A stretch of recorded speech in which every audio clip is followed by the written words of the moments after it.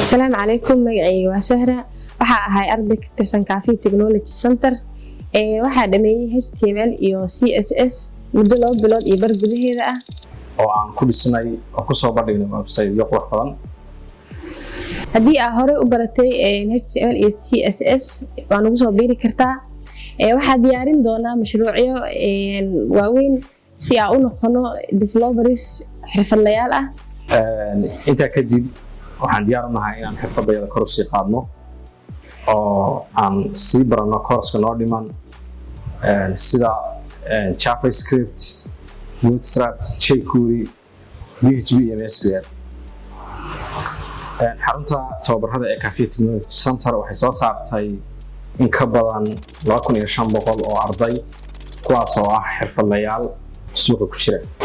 insha Allah 3 bilood kadib waxaan rajayn doonaa inaan noqono